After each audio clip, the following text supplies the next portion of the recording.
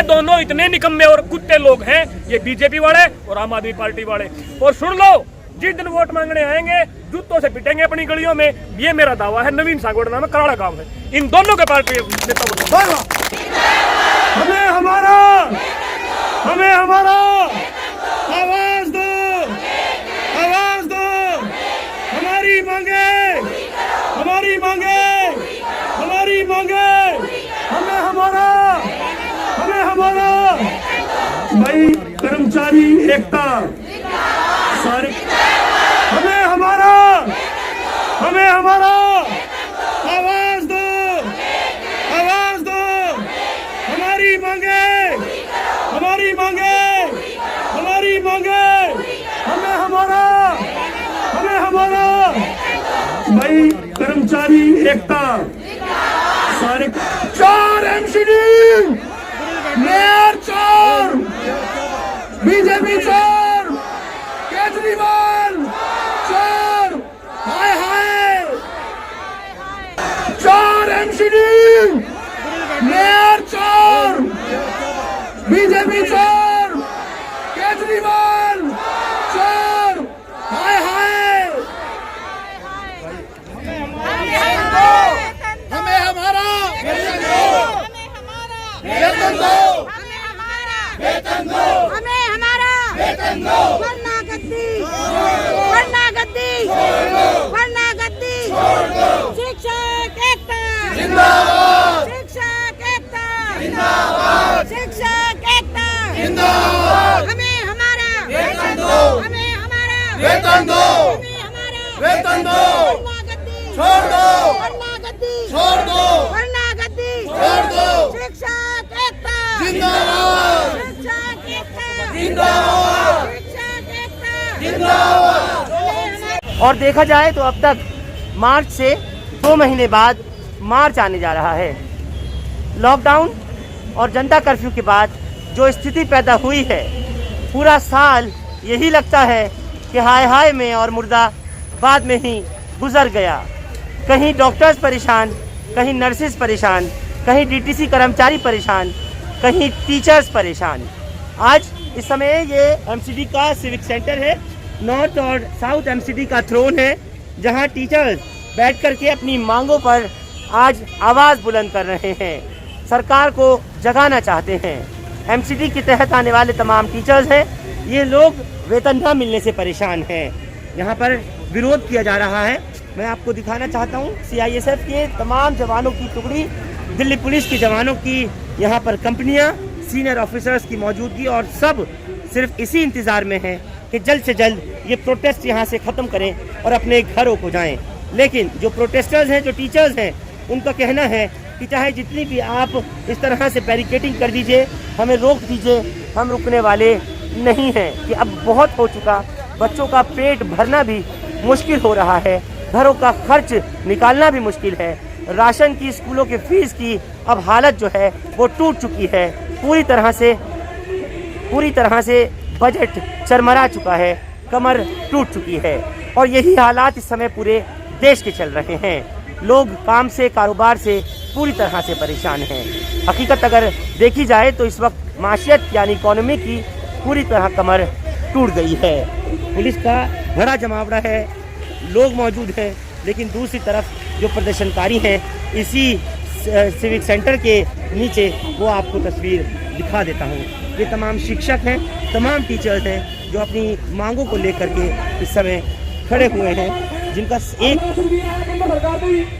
केंद्र सरकार का राशन, तमाम टीचर्स हैं, मैं दिखा दूँ, हाथों में लेकर के ये शिक्षक दिवस की पूर्व संध्या पर एलजी हाउस पर धरना, राष्ट्र निर्माता का अपमान नहीं सहेगा हिंदुस्तान, इस तरह के प्ले कार्ड्स लेकर के ये लोग पहुँचे हुए हैं।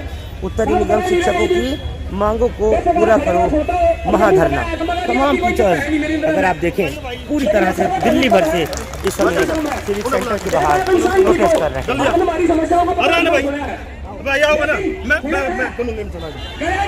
जैसे मैंने कहा कि पूरे साल की शुरुआत उसी हाय हाय से हुई, उसी तरह अपने वेतन को, तनख्वाहों को मांगने से हुई। कहीं सफाई कर्मचारी, कहीं डॉक्टर्स, कहीं टीचर्स, कहीं नर्सेज, तो कहीं डीटीसी के कर्मचारी। ऐसा ये वक्त आया कि पूरा 19 और 20 के बाद से अब तक के हालात 21 की जनवरी से नहीं सुधर पा रहे हैं।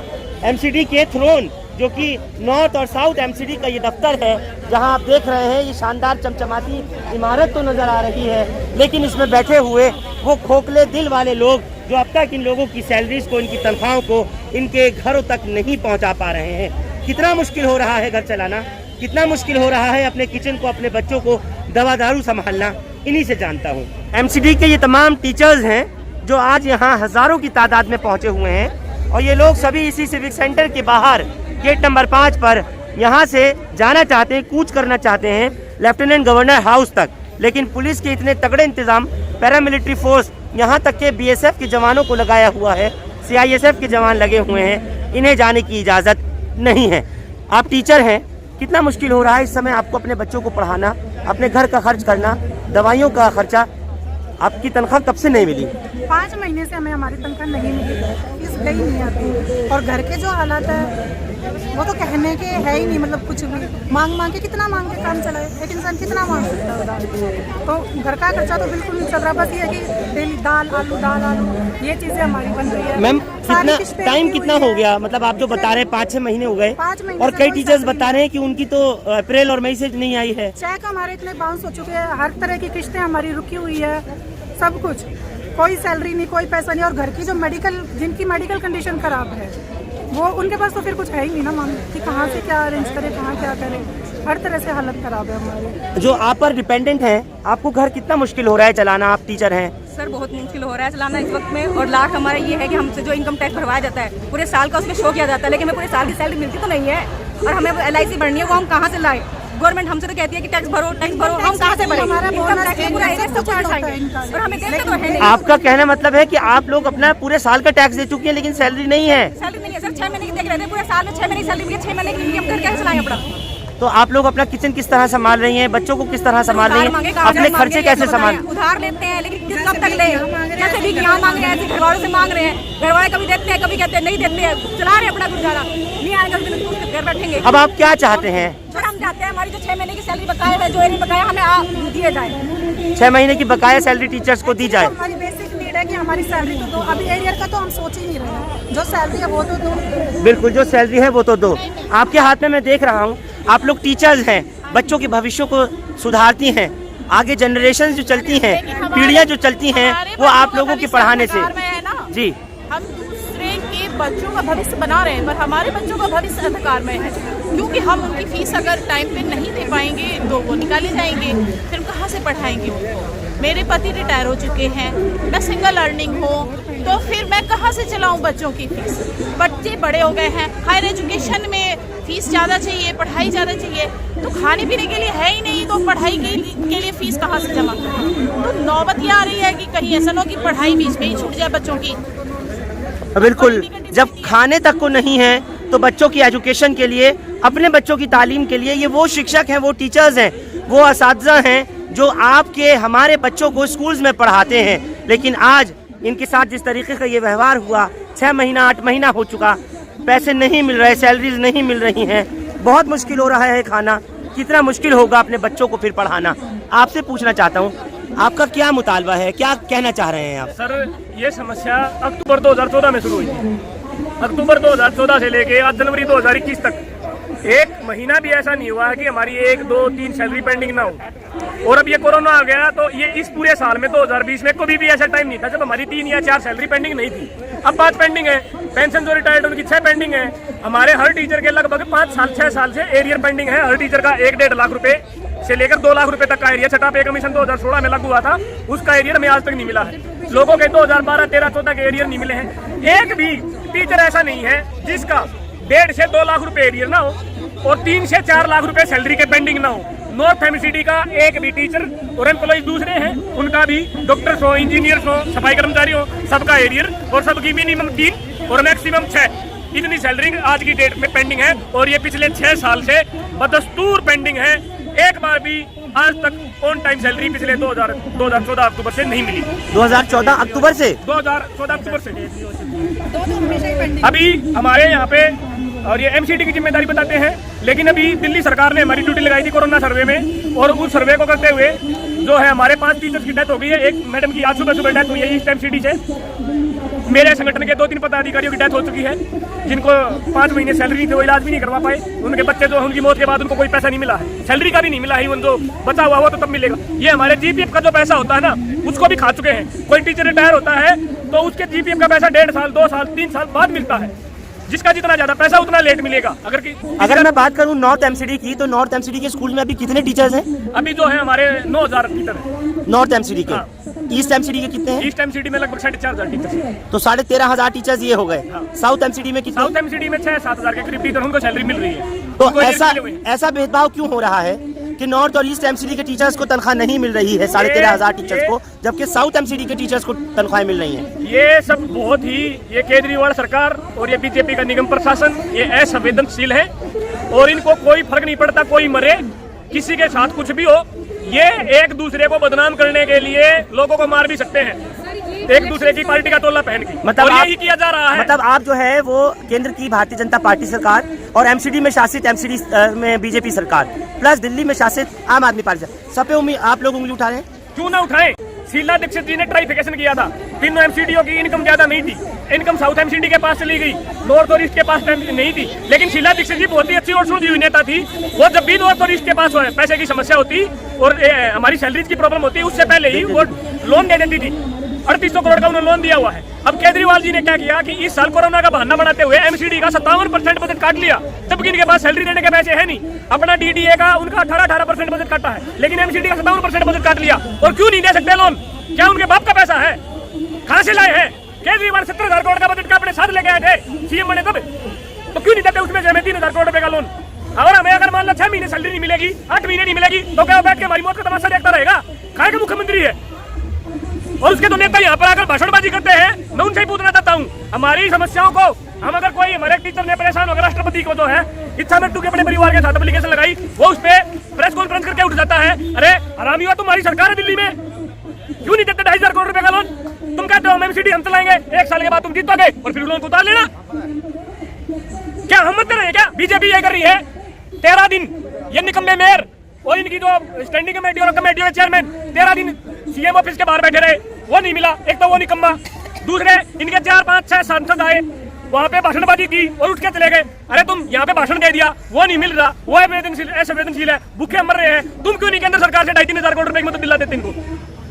क्या 2,500 करोड़ रुपए आज की डेट में देश के लिए बड़ी समस्या है? अगर ये 4,000 करोड़ रुपए केंद्र सरकार एमसीडी को दे देगी तो हमारा 1 साल पूरा आराम से निकल जाएगा। फिर इलेक्शन होंगे, फिर कोई बनो, कहीं बनो, तुम कोई नहीं पूछने आने वाला तुम्हें। और हमें पता है ये दोनों कांग्रेस इनसे संवेदनशील तो थी, उन्हें कभी ऐसे लोगों को सड़क पे तो नहीं बैठने दिया, और ये दोनों के लोग निकम्मे हैं और जूतों से पीटेंगे। आम आदमी पार्टी और बीजेपी के दोनों के, चाहे केंद्र के नेता हो चाहे सांसद हो, सबको हम 6 साल से दादा के हमने इनको रो रो के बता लिया, हमने इनको रो रो के बता लिया, हाथ जोड़ जोड़ के बता लिया कि दे दो। एक घर में कमानी आदमी जिसको मरे हुए 2 महीने हो गए, उसकी 6 महीने से सैलरी नहीं मिली है, उसके बीवी बच्चों से जाके बात करके देखो, पता चलेगा। ये भाषण देने, ये भाषणबाजी तुम्हारी अकल में घुस जाएगी एक बार जाके उसके परिवार से बच्चों के पास। 43 साल का नौजवान दिल्ली सरकार की ड्यूटी करते हुए एमसीडी का एम्प्लॉई आरएमएल हॉस्पिटल में मर गया क्योंकि उसके पास इलाज के पैसे नहीं थे, इसलिए वो आरएमएल सरकारी अस्पताल में गया, प्राइवेट अस्पताल में नहीं जा पाया। 42 साल का बच्चा वो मर गया। वो सोच के देखो, इस मेयर का बेटा हो तो, ये तो मीनाक्षी लेखी या आदेश गुप्ता का बेटा हो तो, इनका एक कार्यकर्ता मरता बंगाल में आग लगा देते हैं, 4,000 करोड़ की प्रॉपर्टी जला दी, ये कर दिया वो कर दिया। अरे 2,500 करोड़ रुपए दे दो, लाखों कर्मचारी भूखे मर रहे हैं, लाखों पेंशनर्स को।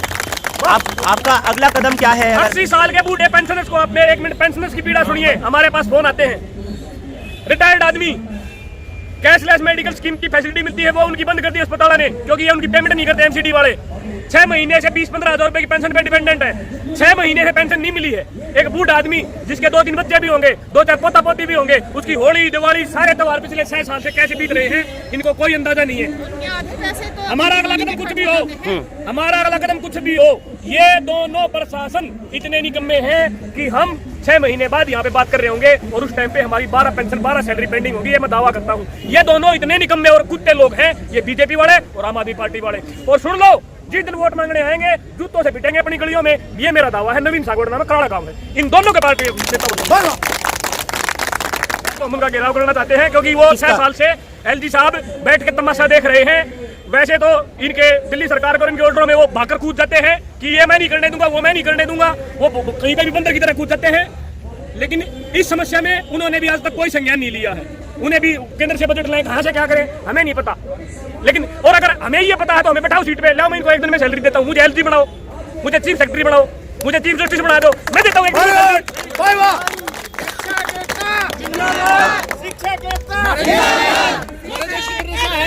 जीते जी हमारे देश में किसी को कोई कुछ नहीं देता और मरने के बाद सारे आ जाते हैं देने के लिए। वो मर जाना सारे देने वाले आ जाएंगे, जीते जी कोई देख राजी नहीं है। शिक्षा के काम हमारी हमारे सैलरी दो, हमें हमारा वेतन दो, हमें हमारा वरना गद्दी, वरना गद्दी, वरना गद्दी। शिक्षक एकता जिंदाबाद, शिक्षक एकता जिंदाबाद, शिक्षक एकता जिंदाबाद। हमें हमारा वेतन दो, हमें हमारा वेतन दो, हमें हमारा वेतन दो, वरना गद्दी छोड़ दो, वरना गद्दी छोड़ दो, वरना गद्दी छोड़ दो। शिक्षक एकता जिंदाबाद, शिक्षक एकता जिंदाबाद, शिक्षक एकता जिंदाबाद। चोर एमसीडी, मेयर चोर, बीजेपी चोर, केजरीवाल चोर, हाय हाय। हमें हमारा आवाज दो, आवाज दो, हमारी मांगे, हमारी मांगे, हमारी मांगे, हमें हमारा भाई कर्मचारी एकता। तमाम टीचर्स हैं जो अपने मांग कर रहे हैं, वेतन की, तनख्वाहों की ये लोग मांग कर रहे हैं। और लगातार इनका यही कहना है कि जिस तरह से 6 पे कमीशन का लगभग 6 से 7 महीने से ऊपर वक्फा गुजर चुका, कितना मुश्किल हो रहा है घर को चलाना, बच्चों को पालना, दवाइयों का खर्चा और तमाम अखराजात को उठाना। बेहद परेशान है। आज देश की हालत ये है कि ये जो आपके हमारे बच्चों का भविष्य संवारते हैं, जो स्कूलों में उनको शिक्षा देते हैं, पढ़ाते हैं, आज यही अपने अधिकारों के लिए सड़कों पर उतरे हुए हैं। क्या महिलाएं, क्या नौजवान, बुजुर्ग, तमाम टीचर्स, शिक्षक, ये लोग सड़कों पर हैं। और इसी एमसीडी के थ्रोन के बाहर जो ये आलीशान बिल्डिंग मुंह को चिढ़ा रही है, इन तमाम लोगों के जज्बात जिनके सड़क पर निकल करके आए हैं, आप लोगों के सामने तक पहुंचे हैं। सिर्फ एक ही आवाज है कि किसी भी तरह से हमको हमारी तनख्वाह, जो हमारा मेहनताना है, वो दिया जाना चाहिए। आप लोग हमारे साथ इस खास पेशकश में सिविक सेंटर से जुड़े, आपका बहुत शुक्रिया। हिंदुस्तान लाइव फरहान याहिया आप लोग यूट्यूब पर सब्सक्राइब कर सकते हैं और क्लिक कर सकते हैं बेल आइकन हमारी खबर की पहली नोटिफिकेशन के लिए। फेसबुक पर हमारा page Hindustan Live Farhan Yahya follow और लाइक कर सकते हैं। बहुत बहुत शुक्रिया साथ जुड़ने के लिए। Thank you for now.